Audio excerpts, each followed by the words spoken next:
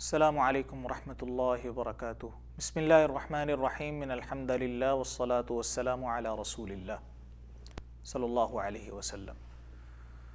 محترم ناظرین کرام، اولاد کی تربیت کے حوالے سے ہمارا یہ دوسرا حصہ ہے۔ اس کا عنوان یہ ہے کہ اپنے نکاح سے لے کر اولاد کے نکاح تک ہم وہ کون کون سے ایسے اعمال ہیں کہ جن کے ذریعے سے ہم اولاد کو اپنے لیے آنکھوں کی ٹھنڈک بنا سکتے ہیں، جن کے بارے میں اللہ تعالیٰ نے یہ فرمایا۔ اور وہ لوگ جو کہتے ہیں ربنا هب لنا من ازواجنا وذریاتنا قرۃ اعین، اے اللہ ہمارے گھر والوں کو اور ہماری اولاد کو ہمارے لیے آنکھوں کی ٹھنڈک بنا۔ اولاد آنکھوں کی ٹھنڈک کیسے بن سکتی ہے؟ جب ہم اس اولاد کو آنکھوں کی ٹھنڈک سمجھیں۔ آگے شروع کرتے ہیں۔ بچوں کو ہم احترام سکھائیں۔ سب سے پہلے والدین اپنا احترام، اور والد یا والدہ اپنا احترام تب ہی سکھا سکتی ہے، اور استاد اپنے بچوں کو اپنا احترام تب ہی سکھا سکتا ہے، اور عالم دین اپنے سامنے بیٹھنے والے لوگوں کو اپنا احترام تب ہی سکھا سکتے ہیں کہ جب وہ احترام ان سے حاصل کریں۔ جب وہ ان کو احترام دیں تو پھر ریئیکشن کے طور پر اولاد بھی، مقتدی بھی اور شاگرد بھی احترام دیں گے۔ تو لہٰذا اس میں سب سے پہلے اپنا ایسا کریکٹر پیش کرنا چاہیے، کردار پیش کرنا چاہیے کہ جس سے ہماری اولاد، ہمارے نمازی ساتھی اور ہمارے شاگرد ہمارا اپنے دل سے احترام کریں۔ بچوں کو احترام سکھائیں اور ان کا احترام بھی کیجیے۔ ان کے احترام کے اندر یہ بات شامل ہے کہ ان سے اجازت لینی چاہیے۔ اس کی مثال جناب محمد الرسول اللہ صلی اللہ علیہ وسلم کی حدیث مبارکہ میں موجود ہے۔ اللہ کے رسول صلی اللہ علیہ وآلہ وسلم کے پاس ایک بچہ بیٹھا ہوا تھا اور صحابہ کرام بزرگ سامنے بیٹھے۔ تو آپ صلی اللہ علیہ وسلم کے پاس گفٹ آیا، ایک مشروب۔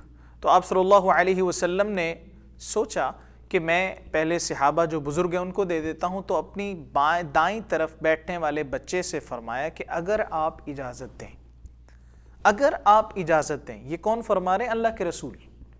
کس کو؟ ایک چھوٹے سے بچے کو۔ اگر آپ اجازت دیں، یعنی کہ اولاد کو ہمیں عزت دینی چاہیے، احترام دینا چاہیے۔ وَأَمْرُهُمْ شُورَى بَيْنَهُمْ، مومنوں کے بارے میں قرآن مجید اعلان کرتا ہے آپس میں ان کا مشورہ ہوتا ہے۔ آپ اولاد سے مشورہ کیجئے، آپ اولاد سے مسائل ڈسکس کیجئے، آپ اولاد کے ساتھ مذاکرات کیجئے، ڈائیلاگ کیجئے، آپ اولاد کو متبادل دیجئے۔ عام طور پر یہ ہوتا ہے کہ ہم بچوں کو سانگز، گانے سننے سے منع کر دیتے ہیں۔ اب وہ بچے چھپ کر سنتے ہیں، ہمارے سامنے تو نہیں سنتے، ہماری سختی، چھپ کر سنتے ہیں۔ کبھی بھی اس کے دل سے گانے کی محبت نہیں نکل سکے گی۔ اگر ہم اس کو آلٹرنیٹ دیں، بیٹا آپ یہ گانا نہ سنو، آپ اسلامک سانگ سنو، آپ یہ گانا نہ سنو، آپ اسلامک نشید سنو۔ اسلامک نشید گائی جا چکی ہیں، اور محترم بہت بڑے بڑے نعت خواں بھی ہیں، نشید گانے والے بھی ہیں۔ تو سانگ بیسیکلی اس کو غلط نہ قرار دیں، تاکہ بچہ آلٹرنیٹ اس کو دیں کہ بیٹا یہ نان اسلامک سانگز ہیں، یہ اسلامک سانگز ہیں، یہ نان اسلامک میوزک ہے، یہ اسلامک میوزک ہے۔ اور حیرت کی بات ہے کہ اسلام میں بھی میوزک ہے، لیکن اس کی لیمیٹیشنز ہیں۔ اسلام میں دف حلال ہے۔ بچوں کو بتلائیے بیٹا یہ دف ہے، آپ نے کوئی شعر گانا ہے، آپ نے کوئی شعر پڑھنا ہے اردو میں، عربک میں، تو آپ ساتھ دف بجا کے پڑھ سکتے ہیں۔ اس کی اسلام میں تو بچوں کو آلٹرنیٹ دینا چاہیے، متبادل دینا چاہیے۔ عام طور پر ہمارے گھروں میں یہ ہوتا ہے کہ بیٹا یہ مت کرو، یہ مت کرو، اس سے بچے کے اندر بغاوت آ جاتی ہے، اس کا دھمکی والا رویہ آ جاتا ہے۔ اور یہ اسی وجہ سے آتا ہے کہ جب ہم اپنے بچوں سے دھمکی کے لہجے میں بات کرتے ہیں، یہ ہرگز نہیں کرنا چاہیے۔ اولاد کو احترام دینا چاہیے، اولاد کو احترام سکھانا بھی چاہیے۔ جیسا ہم علماء کے ساتھ سلوک کریں گے ویسے ہی اولاد سمجھے گی۔ اور اس کا دوسرا بڑا نقصان یہ ہوگا کہ جو علماء کے ساتھ ہم سلوک کر رہے ہیں، اولاد یہ سمجھے گی کہ جب ان علماء کے ساتھ عزت کا یہ حال ہے، معاشرے کے اندر سٹیٹس نہیں ہے، تو پھر میں نے عالم دین بن کر کیا کرنا ہے؟ تو اس لیے والدین کو چاہیے، عام طور پر ہمارے معاشرے میں یہ ہوتا ہے کہ اگر کوئی قاری صاحب پڑھاتے ہیں تو ہم ان کو اس طرح رسپیکٹ نہیں دیتے جو ہم ایک انگلش، سائنس اور میتھس پڑھانے والے کو دیتے ہیں۔ ہمیں اس سے زیادہ رسپیکٹ دینی چاہیے اس شخص کو کہ جو ہمارے بچوں کو قرآن مجید کی تعلیم دیتا ہے، تاکہ بچے کے ذہن میں یہ آئے کہ یہ شخص زیادہ امپورٹنٹ ہے ان شخصیات سے کہ جو مجھے میتھ فزکس وغیرہ پڑھاتی ہیں. اور دوسری بات یہ ہے کہ اپنے بچوں کو میتھ فزکس اور قرآن مجید کی تعلیم یہ دونوں لازم و ملزوم کر دیں. ہمارے مدارس میں یہ ہوتا ہے کہ دنیا کی تعلیم یہ اب جا کر علماء نے اس کی اجازت دی ہے. میں یہ سمجھتا ہوں کہ آج سے 20 سال پہلے صرف انگلش زبان کا کچھ نو ہاؤ آئی ہمارے مدارس میں. 20 سال پہلے ہم کہاں تھے؟ سائنس میتھ فزکس اب بھی کوئی مدرسے سے پڑھا ہوا بچہ اللہ ماشاءاللہ اللہ قلیل بہت تھوڑے ہیں لیکن وہ اب بھی نہیں پڑھتے. وہ مدارس کہاں گئے جنہوں نے ابو القاسم زہراوی پیدا کیے؟ وہ مدارس وہ یونیورسٹیز کہاں گئی جنہوں نے علامہ خطیب بغدادی پیدا کیے تھے؟ وہ مدارس کہاں گئے جنہوں نے ابن الہیثم پیدا کیے، جنہوں نے البیرونی پیدا کیے؟ وہ سارے کے سارے مدارس سے پڑھے تھے.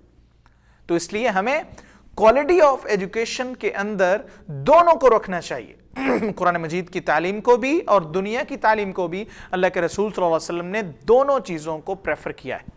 آپ صلی اللہ علیہ وآلہ وسلم نے سب سے پہلی جنگ بدر کے قیدی 70 ان کو فرمایا یا آپ 4000 درہم دے دو، بہت زیادہ چاندی بنتی ہے یہ، یا 4000 درہم دے دو، یا پھر یہ کرو کہ ہمارے بچوں کو آپ لکھنا پڑھنا دنیا کی تعلیم دے دو. تو دین کے ساتھ ساتھ ہمیں دنیا کی تعلیم، اللہ کرے کوئی ایسا مدرسہ کوئی ایسا سکول سسٹم قائم ہو جائے کہ جس میں وہ سکول وہ مدرسہ جب اپنی پروڈکشن دے تو ہمیں وہ معاشرے کے ساتھ ساتھ وہ امام بھی دے اور ساتھ ساتھ وہ بیوروکریٹ بھی دے. وہ ہمیں امام کے ساتھ ساتھ جج بھی دے.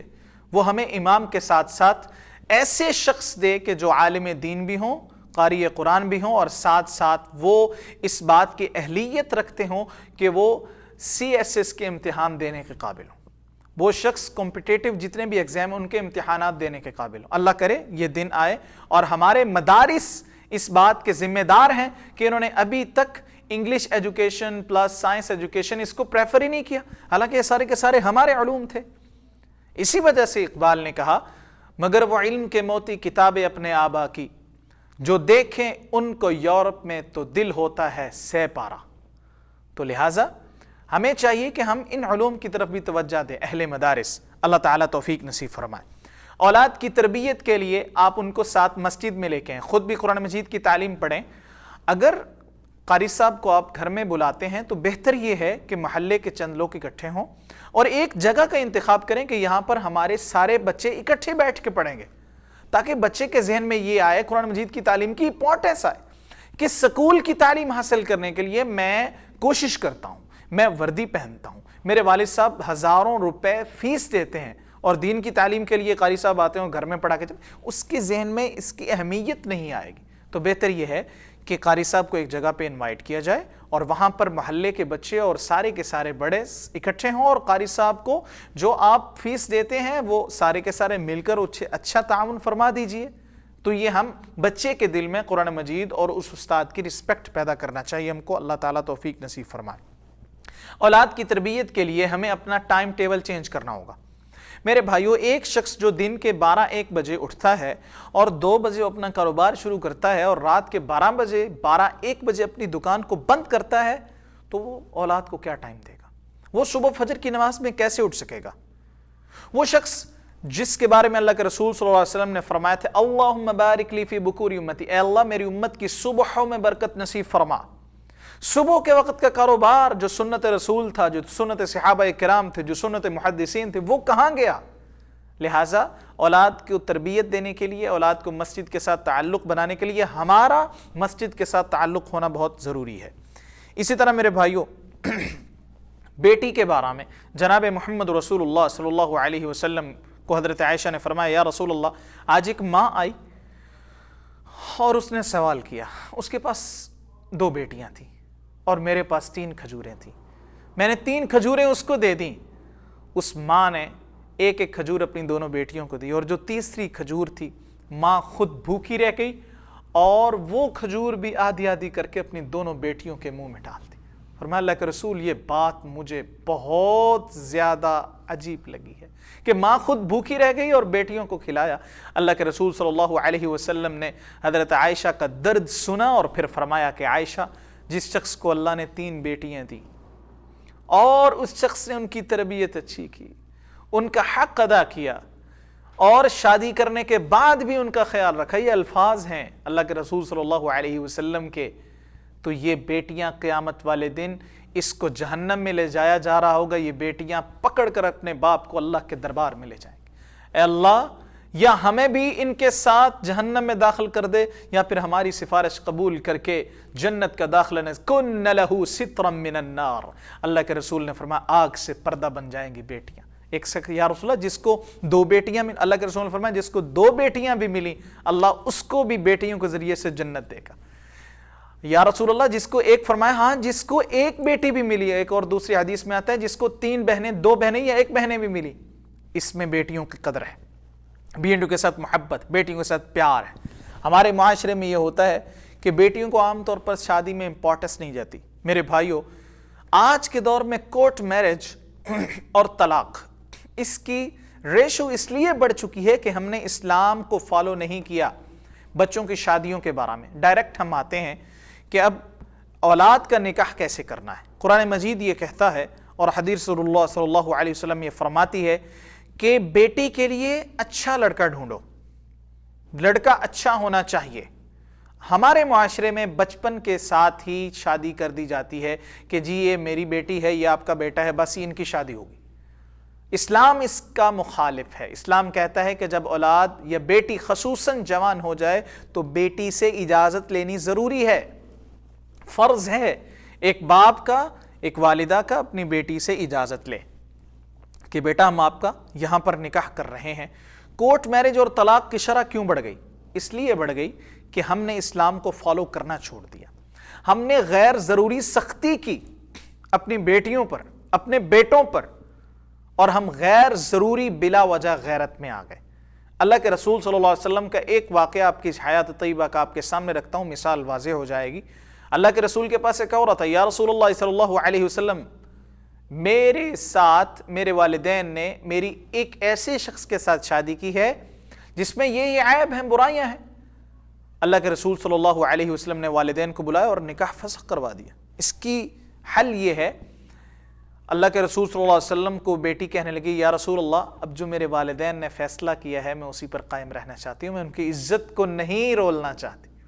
میری ماؤں، بہنوں اور بیٹیوں، جہاں پر آپ کے والدین فیصلہ کر دیں اور آپ یہ سمجھیں کہ اس لڑکے میں کوئی برائی نہیں ہے تو خدا را اس فیصلے کا احترام کیجیے۔ والدین کبھی بھی برا نہیں سوچتے، والدین کبھی بھی اپنی بیٹی یا بیٹے کے بارے میں غلط نہیں سوچتے۔ ہاں اگر آپ کو کوئی اعتراض ہے تو والدین کو کر دیں، اور والدین کو چاہیے کہ اپنے بیٹے یا بیٹی کے اعتراض کو سیریس لیں اور ان کے ساتھ ڈائیلاگ کریں، مذاکرات کریں، ان کے مسائل کو سنیں۔